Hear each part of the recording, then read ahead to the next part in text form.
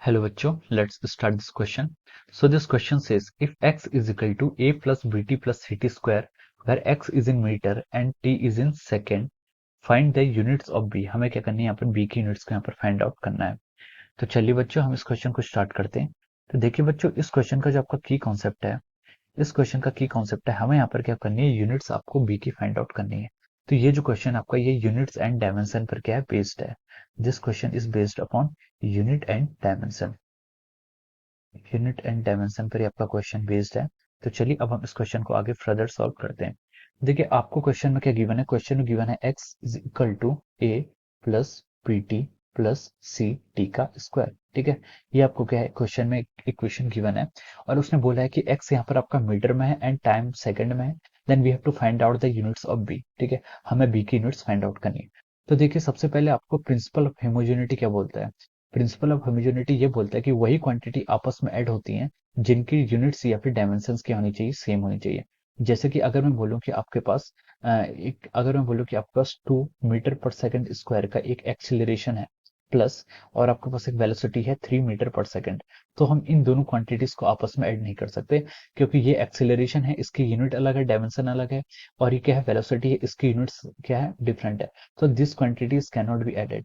इन quantities को हम आपस में ऐड नहीं कर सकते. लेकिन अगर हम ये बोलें कि हमारे पास क्या है, अगर हम ये बोलें कि हमारे पास 2 मीटर पर सेकेंड स्क्वायर आपका एक क्या है, एक्सेलरेशन है, और दूसरा एक्सेलरेशन क्या है आपका 4 मीटर पर सेकेंड का स्क्वायर. तो अगर हम इन दोनों को आपस में ऐड करना चाहें तो हो जाएंगे, और जो उसका नेट आएगा वो कितना आएगा, 6 मीटर पर second square.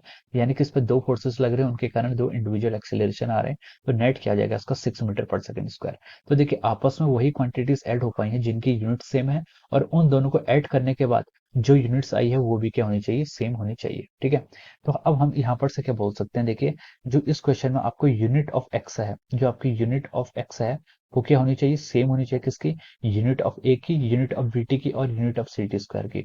Unit of A और यूनिट ऑफ बी टी की सेम होनी चाहिए. Similarly unit of B T और unit of C T square भी सेम होनी चाहिए. तो तीनों ही यूनिट्स आपस में सेम होनी चाहिए, और वो यूनिट्स की आपकी एक्स की यूनिट के इक्वल होनी चाहिए. तो हम यहाँ से लिख सकते हैं कि unit of x is equal to unit of a is again equal to unit of our b t, b t की यूनिट के इक्वल होगी, is again equal to our unit of c t square. ठीक है, सिटी स्क्वायर के unit के यहाँ से equal होंगे. तो उसने हमसे पूछा कि find the units of b. तो देखिए एक्स की यूनिट्स हमें क्वेश्चन में गिवन है. क्या बोला है उसने, एक्स की यूनिट्स की आपकी मीटर है, ये आपकी मीटर में गिवन है. ठीक है, और ये आपकी किसके इक्वल होगी, यूनिट ऑफ बीटी के इक्वल होगी, क्योंकि हमें यहाँ पर बी की यूनिट्स निकालनी है तो हम इसको ऐसे लिख रहे हैं. ठीक है, अब देखिए इसको हम आगे लिख सकते हैं, metre is equal to unit of b, वो हमें फाइंड आउट करनी है, बी लिख लिया. और यूनिट ऑफ टी, टी की यूनिट क्या होती है आपकी, सेकंड, तो हमने यहाँ पर इसको ऐसे सेकंड लिख लिया. ठीक है, तो बी की यूनिट क्या आएगी यहाँ से आपकी, मीटर पर सेकंड, या फिर इसको मीटर सेकंड इनवर्स हम लिख सकते हैं. ठीक है, so this will be the units of our b. ये आपकी क्या आ गई, बी की यूनिट्स आ गई है, और हमसे क्वेश्चन में आपसे यही पूछी गई थी. So this is the answer of this question. So I hope you all understood this concept.